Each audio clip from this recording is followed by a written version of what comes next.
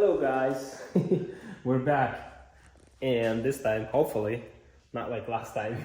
We said we're back, but we never came back. It's been a few months, more than a few months. We got busy, FD season, and work, family, and all kind of stuff. So we are not doing very well at YouTubing, so but we'll try to improve. So this time we're back in the shop, and we're working on this M6 V10 S85 engine. I bought the car knowing that it has a little rod knock, but it still ran. So we brought it into the shop, dropped the engine.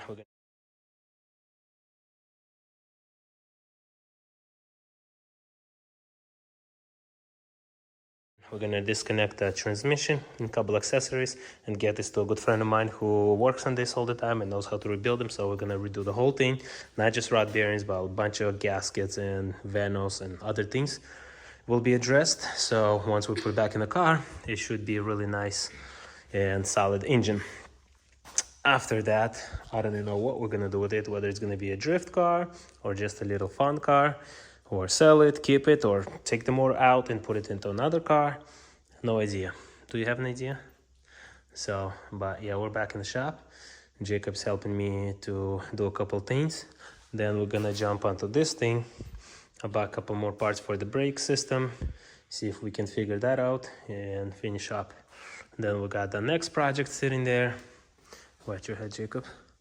That thing has to come apart more and become a E46 drift car. So that's the plans, and let's tackle these plans. What are you doing? Unscrewing the clutch. Are you on the last one? Be careful, it's heavy, it could drop. Wait, let me hold it for you. Go. Boom. Is our clutch good? Clutch disc so small, but it looks good. Pressure plate, flywheel looks okay. A little burnt, we'll talk to the specialist. Put it away for now. Right here. So we got this thing pretty undressed, besides some wiring and like a belt I think in the front. Power steering, I don't want to mess with that. And flywheel. Anyways, it's ready to go, but there's gonna be a week or so before we go to New Jersey to drop it off. For now, we're gonna put it in the shed. Jacob is getting it ready, and we can put this thing back on four wheels and roll it out, make room for next car.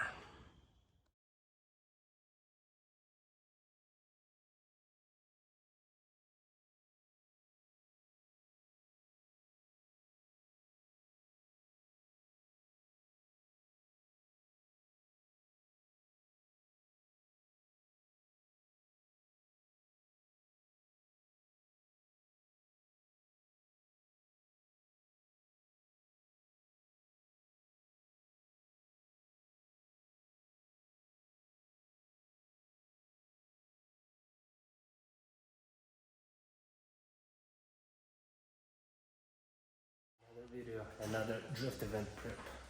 The car is on the lift already, and this time I will be changing oil because it's been a while. Change transmission because I don't like this one. Oh, my camera is dirty. Also, change clutch because it's slipping. Change shifter, and just check all other stuff. Make sure the car is still sound. And we'll go drifting, we'll go have fun. Do I need gloves or no? Huh? Do we need to use gloves? Yes.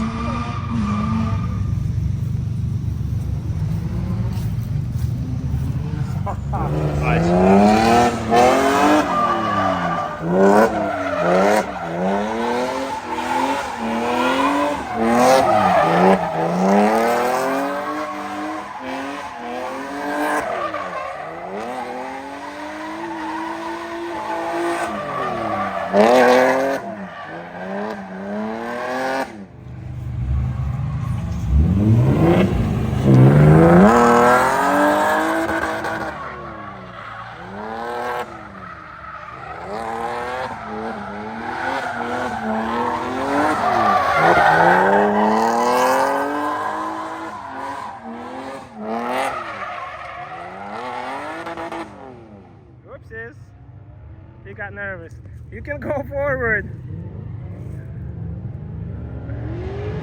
The shifter is so stiff.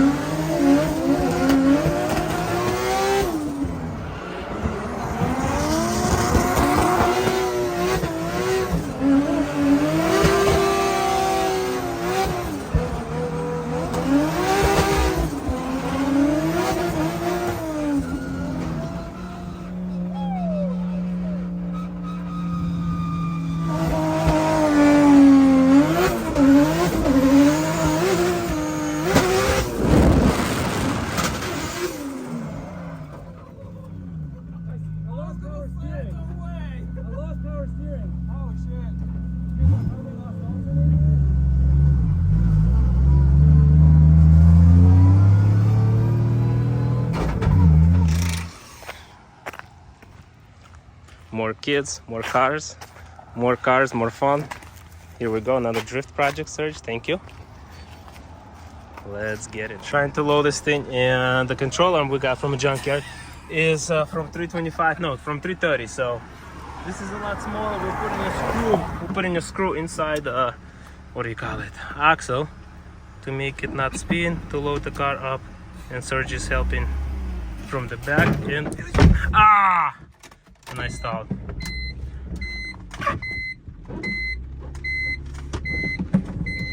And we made it.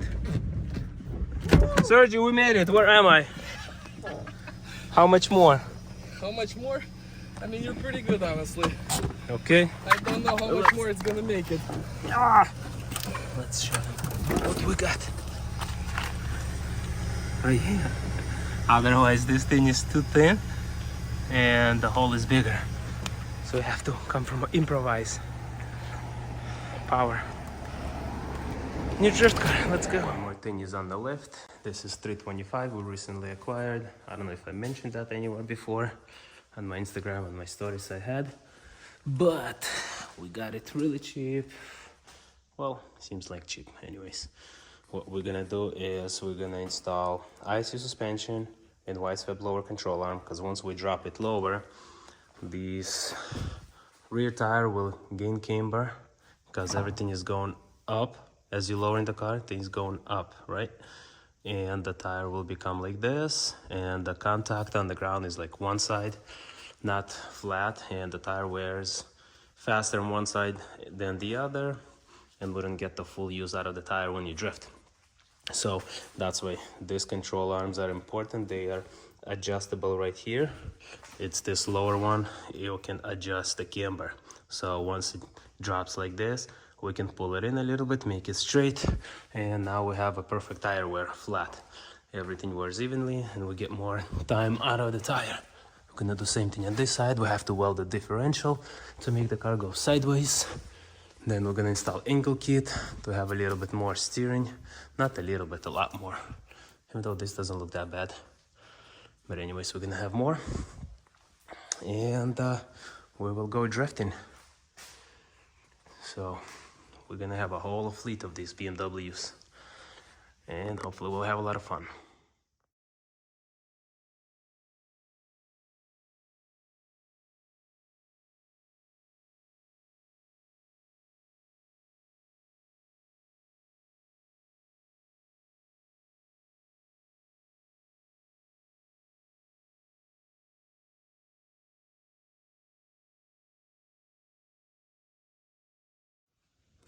Here we are, making progress. I gotta put a trailing arm over here. That thing right there on the ground, because the original one was broken, and the one that Serge, the guy that sold me the car, the one that I gave him earlier, was the wrong one from 330, I believe. So now we're getting closer. That side pretty much done as well. Just gotta put the spring in and connect these few pieces. Diff is out on the floor. Gotta take it home and weld it, or bring my welder here. And yeah, I'm gonna install that trailing arm right now and assemble a couple of pieces here. But that's how easy and simple. Just take those two nuts up top from the trunk and drop this old shock. Put this thing in. Have somebody hold it from here or something, and put those two nuts back on. This control arms was easy to change while the diff was out, because those are the bolts. Easy get to. And let's keep going. What are you doing?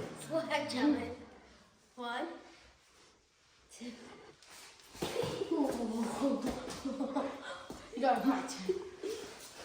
One. What's it called? Two. I see how you guys work. Anyways, got most of these stock components off the car to bolt up the adapter, new control arm, new tie rods. Suspension bolt is off. We're gonna put a new strut, and the angle kit should be pretty close to be done. But I didn't bring my wrench kit here, so we're gonna call it tonight for tonight and continue tomorrow when I'm ready. And I need a pipe wrench to unscrew this or change the whole tie rod, because it's rusty and doesn't want to come out. How is it coming? It's not coming off? Oh yeah, we gotta loosen up this guy and then it will come off. But we gotta rebuild the top of this shock. There is some spacer and stuff that we machined for Z4 a while ago, so we're gonna fix it. I think this is the thing that I have for this top. We're gonna put it in there. Then we're using the same 8K springs for the front, because this one does not have a spring. This one has a 12K spring. So I took this bottom mount off, and I'm unscrewing these things. This nuts that holds the spring in place. We're gonna place everything in order the way it came off. I mean, this is pretty simple, but just in case, always put everything in order the way it came off. Now we got this spring 12K off. We have another one 12K, but it's a newer design spring.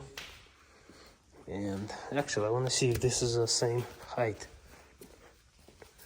No, this is probably for the rear. So we're gonna have a little bit more spring, which is probably fine, I would say. We're just gonna have more spring, more compression, maybe even a better spring. I don't know. We'll find out. Yeah, and then I don't know if we're gonna change this top hats for Wisefab or just gonna put it as is and have a lot of camber. And this shock still in there. That side is off. Almost.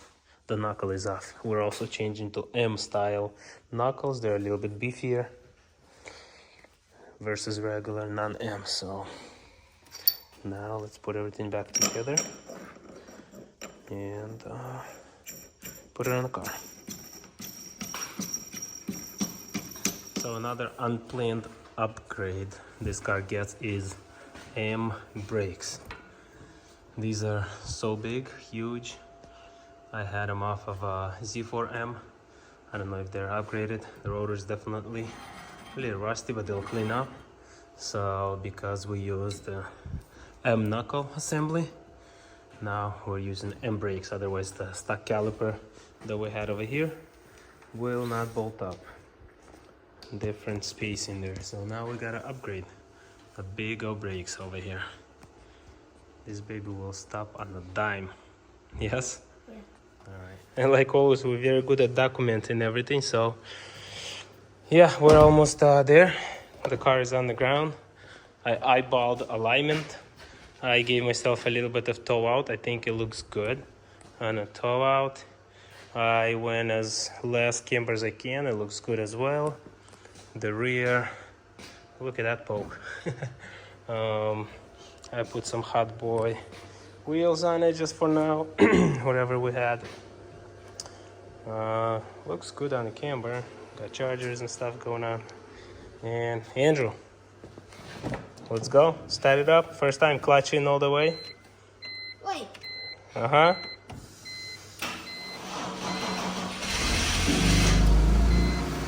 Okay.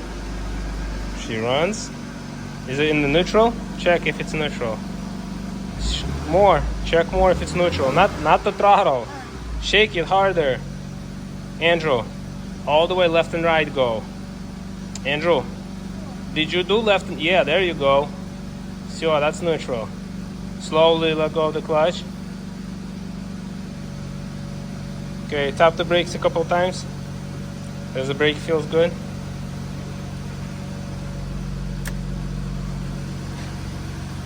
Okay. All right. Good. Let it warm up. Okay, get out.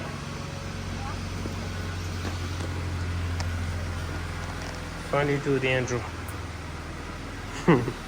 How did you like his check-in? This one has a little bit positive camber. We'll see how that's gonna work out. Great. There you have it. This is my one wheel. So once again, I did not record the car. Went for a first spin. Just took it from the shop to the house, 1 block away. Feels weird on the steering, still needs alignment, a little bit adjustment, and we'll see how it goes tomorrow. Definitely going drifting. It does want to go sideways, and diff works, it's locked, steering is there. No e-brake, just stock e-brake, but that should be enough. I'm going to pick up my truck. We're gonna load up in the morning. The truck is 25 minutes away, so we'll be Gucci. On the way there, we're gonna grab some more tires, and we'll see how it goes.